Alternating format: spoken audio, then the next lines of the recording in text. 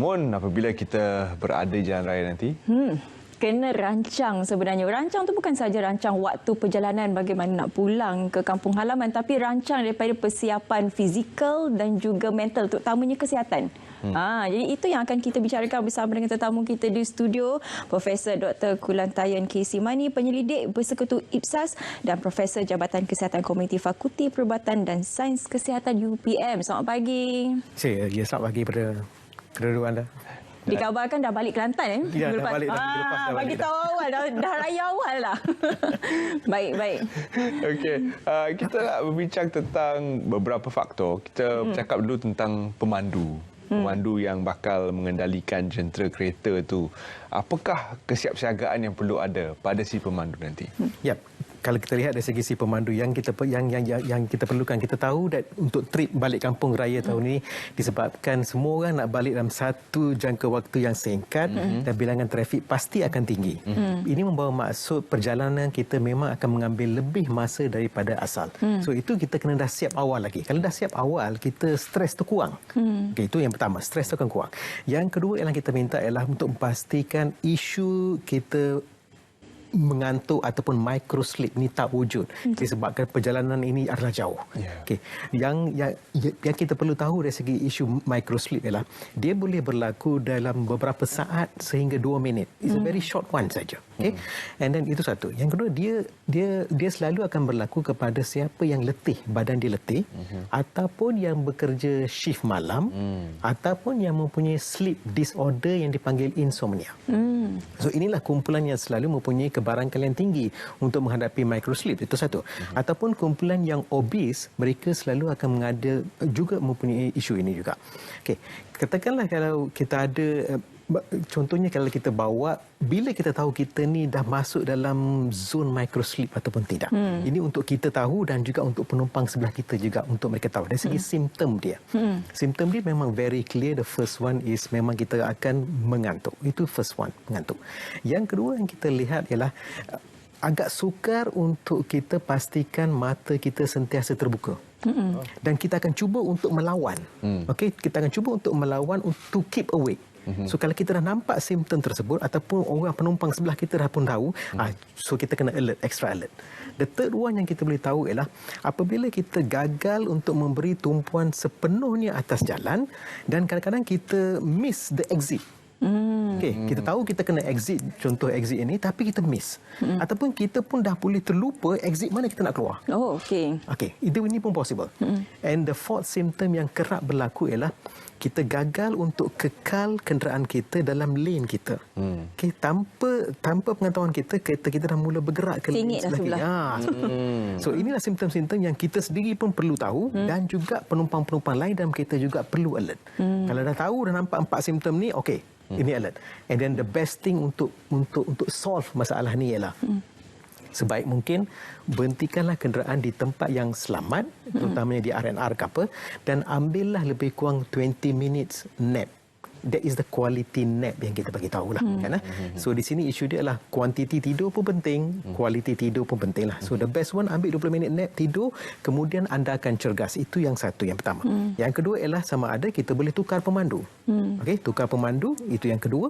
Yang ketiga yang kita minta ialah mungkin penumpang-penumpang di sebelah tu mereka juga akan mula berinteraksi dengan pemandu.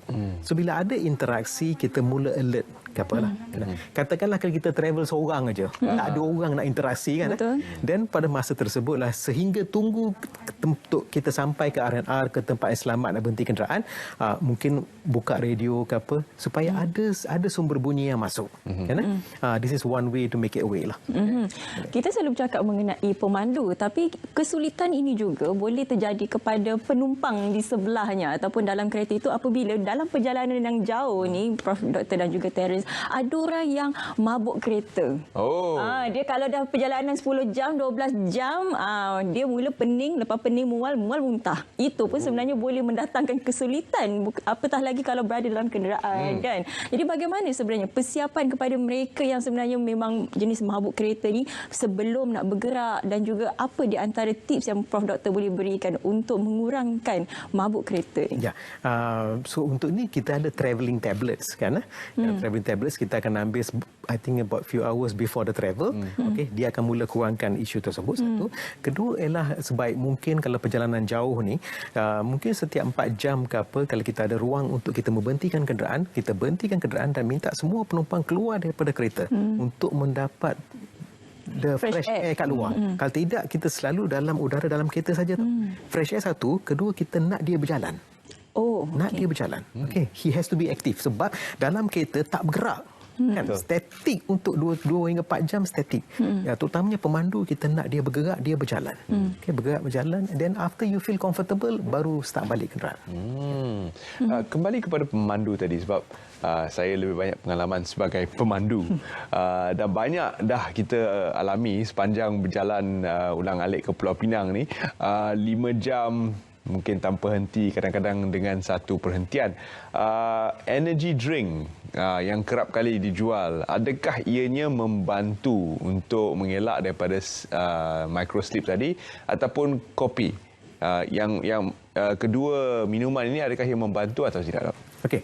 So untuk soalan tersebut jawapan dia yes and no. Dua-dua pun ada. Yes and ini bergantung pada tuan badan. Okay. That means janganlah first time pada hari tersebut yang kita cuba. Katakan kalau kita dah biasa dengan aktiviti harian lain sebelum ini, okey, di mana contoh katakan kalau tuan minum kopi dan tuan boleh awake. That means bermaksud coffee is working for you. Okey, boleh. Sama juga kalau tuan sebelum ni if you're taking energy drink and it is working. Then pada hari tersebut silakan. Tetapi kita kena ingat the best option is kalau boleh terus berhenti dan tidur so that you akan tutup the whole cerita first, kemudian start fresh. Sebab setiap benda-benda ni dia akan aktifkan anda untuk seketika sahaja. Kemudian anda akan balik semula kepada isu mengantuk balik. Kandungan dalam energy drink seperti taurine dan sebagainya, adakah yang berbahaya dalam kuantiti yang berlebihan? Bagaimana? Usually kita kata anything which is in excess, of course dia akan create harm juga. So kalau boleh sebaik mungkin kita avoid all those things. Yang saya minta ialah bagi setiap perjalanan, sebelum mula setiap perjalanan, untuk beberapa hari sebelum perjalanan tersebut kita dah cukup tidur. Okay? Cukup tidur di sini membawa maksud lebih kurang 6 hingga 8 jam. Bukan sehari sebelum. Okay, bukan sehari sebelum. Dia untuk beberapa hari sebelum tersebut dah pun cukup tidur, itu satu. Kedua ialah sleep quality. Quality sleep pun penting sebab as much as sleep quantity itu penting, tapi sleep quality itu pun penting juga. Betul.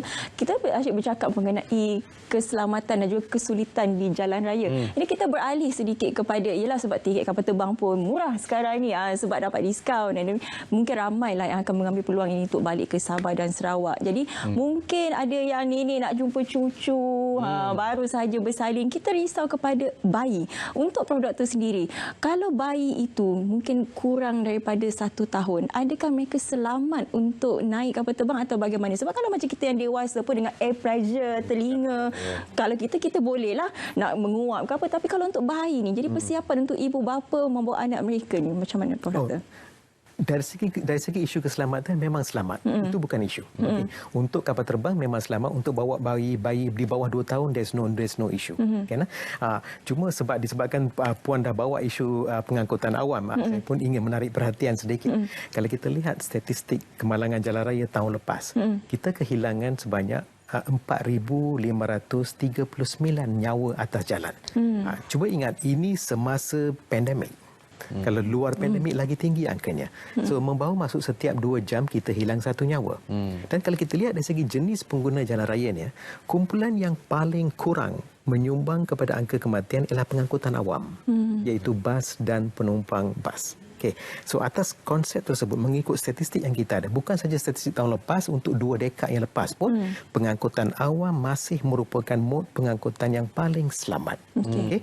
So untuk musim perayaan ini, di mana anda ada peluang dan ruang untuk menggunakan pengangkutan awam, sama ada pengangkutan awam udara ataupun rel ataupun darat dari segi bas, silalah berpindah kepada pengangkutan awam. Itulah pengangkutan yang paling selamat. Okay?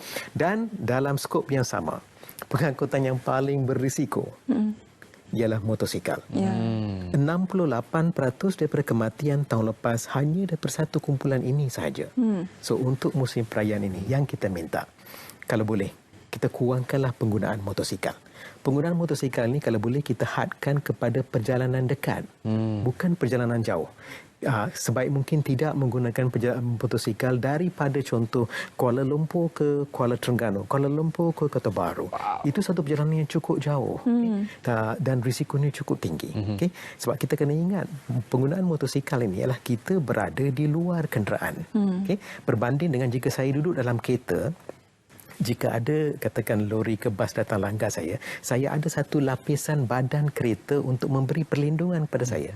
Tetapi motosikal saya dalam satu keadaan terdedah. Tidak ada any protection layer pun tidak ada. Impaknya terus kepada badan saya. So itulah menyebabkan motosikal mempunyai risiko yang tinggi untuk terlibat dalam isu kematian. Dan ini mungkin suatu yang boleh kita sememangnya peringatkan semula kepada rakan-rakan kita di luar sana. Walaupun pada kali ini mungkin anda rasa menggunakan motor itu akan menjimatkan masa kerana jam. Tapi mungkin tidak, kerana dari segi keselamatan adalah sesuatu yang perlu dipertimbangkan juga. Untuk seisi keluarga dan juga untuk mereka yang sudah lama tidak balik ke kampung. Dari segi keselamatan, berapa bilangan penumpang yang sesuai dalam sesuatu kenderaan? Okey, kalau kita lihat satu soalan yang cukup baik. Bilangan penumpang ialah sebaik mungkin mengikut geran kereta anda. Geran kereta anda terus akan menyatakan berapa banyak kapasiti penumpang. Okey, itu satu. Tapi dari segi aspek keselamatan, saya nak bawa aspek keselamatan. Saya ingin beritahu bilangan penumpang mengikut bilangan tali pinggang keledar. Itu paling mudah. Okey, mengikut bilangan tali pinggang keledar. So kalau kereta sedan yang biasa, 2 orang di depan dan 3 orang di belakang. Itulah yang jumlah tali pinggang keledar yang kita ada. Tali pinggang tengah-tengah tu, doktor, macam mana? Ya, 3 di belakang kan. So seorang yang tengah tu ada tali pinggang keledar kan. So of course dalam tali pinggang keledar yang terbaik adalah tali pinggang keledar 3 poin lah yang ada bahu kan. Tapi the second choice is yang the lap belt lah. Okey. So yang saya minta untuk perjalanan kali ini ialah semua penumpang kereta harus menggunakan tali pinggang keledar. Itulah satu-satunya produk keselamatan yang cukup baik yang kita ada dalam kereta, dan kita dah pun bayar dah masa kita beli kereta pun dah bayar dah siap dengan tali pinggang keledar. So gunakanlah dia dengan sepenuhnya sebab dia akan memberi pulangan dari segi pengurangan kebarangkalian kematian dari segi 40 hingga 50%. Cuma cabaran yang kita ada. Penumpang belakang masih kurang menggunakan tali pinggang keledar. So bayangkanlah jika saya duduk di belakang, saya tak pakai tali pinggang keledar, dalam kemalangan saya akan bergerak ke depan dan akan menambahkan risiko kepada pemandu dan penumpang depan. So walaupun pemandu dan penumpang sudah pun menggunakan tali pinggang keledar, tetapi disebabkan orang di belakang tak pakai, risiko mereka masih tinggi. So saya minta kepada pemandu, sebelum anda mulakan perjalanan, tolong semak semua penumpang dalam kereta anda, adakah mereka pakai ke tak. Selepas mereka pakai, baru anda mulakan perjalanan. Itu satu. Yang kedua ialah ada kaedah pemakaian betul dari segi tali pinggang keledar juga. Dia tali pinggang keledar bila kita pasang, dia perlu menyentuh badan kita. Tidak boleh ada ruang kosong di antara tali pinggang keledar tersebut dengan badan kita. Dia tidak boleh tergantung. Dia perlu sentuh badan. Dan tempat dia sentuh badan ialah di bahu badan kita. Okay? Tidak boleh di leher ataupun di muka. Okay. Kalau dia kena di leher ataupun muka, membawa maksud penumpang tersebut ketinggian dia adalah rendah dan tidak sesuai lagi untuk menggunakan tali pinggang. Dia harus berpindah kepada kerusi keselamatan kanak-kanak. So itulah yang membezakan bila kanak-kanak boleh menggunakan tali pinggang keledar, bila dia perlu menggunakan kerusi keselamatan kanak-kanak. So memandangkan kita ada beberapa hari lagi kepada ibu bapa yang ada anak-anak kecil, kalau anda tidak pasti anak anda sudah pun layak untuk menggunakan tali pinggang ataupun tidak, minta dia duduk kat kerusi belakang, pasang tali pinggang, tengok kena kat bahu ke tak. Kalau tak kena kat bahu, minta pindahkan dia ke kursi keselamatan kanak-kanak. Dan bagi yang mereka yang ingin mendapatkan kursi keselamatan kanak-kanak, dapatkanlah yang mengikut piawaian. Nak tahu piawai tak piawai mudah saja. Cari satu label yang berwarna oranye yang ada ayat R44 ataupun R129. So itu menunjukkan dia adalah mengikut piawaian. Dah dapat yang piawai, kena pasang dengan betul. Silap pasang dengan betul, kita tak akan dapat pulangan yang sepatutnya daripada produk tersebut. Nak pasang dengan betul, guna 2 manual. Manual kereta, yang mungkin kita jarang baca ke apa kan. Manual kereta akan memaklumkan kepada kita dalam kereta tersebut di lokasi mana kita boleh pasang kursi. Oh. Kemudian bila kita beli kursi keselamatan kanak-kanak tersebut, kursi tersebut pula ada manual dia. So, manual dia pula bercerita bagaimana kita nak pasang kursi yang baru kita beli di tempat yang dibenarkan dalam kereta. Sebab itu kedua-dua manual harus dibaca dengan serentak untuk memastikan perjalanan anak-anak kita juga selamat. Dan mungkin cepat saya nak bagi tahu juga, apabila kita dah letak anak dalam kursi keselamatan kanak-kanak, dia pun dah selamat. Tetapi jika kita sebagai orang dewasa yang duduk di sebelah dia tak pakai tali pinggang geledah, okey, dalam kemalangan kita masih boleh bergerak kan, pasal tak ada benda yang restrain kan. So anak kita walaupun dalam kursi keselamatan, disebabkan kita masih bergerak, kita akan tambah pula risiko untuk dia. So sebab tu saya minta untuk trip balik kampung kali ini ialah yang clear, message yang cukup jelas ialah semua penumpang harus menggunakan tali pinggang geledah, terutama yang duduk di belakang. Kita ada masa yang sangat singkat. Doktor, saya nak bertanya tentang berat ni. Berat dalam kereta. Sebab dekat lori ada berat tambah muatan. Dekat kereta tak ada pun letak berat tambah muatan berapa. Jadi kita nak balik kampung ni sudah pasti kita akan longgokkan barang yang pelbagai. Apakah berat yang sesuai untuk kereta kita? Adakah tangkap muat je ke macam mana? So far isu berat tidak pernah dibangkitkan sebab dia melibatkan kereta penumpang. So kereta penumpang selalunya dalam range yang quite normal range dari segi penumpang. So isu berat tidak. Tapi yang saya cuba yang saya nak bawa is apa saja berat yang anda letak di bahagian belakang. Okey. Dalam bila berlaku kemalangan, berat-berat tersebut juga akan menambahkan risiko kepada anda. Okay? Sebab berat tersebut kali dengan force. Okey.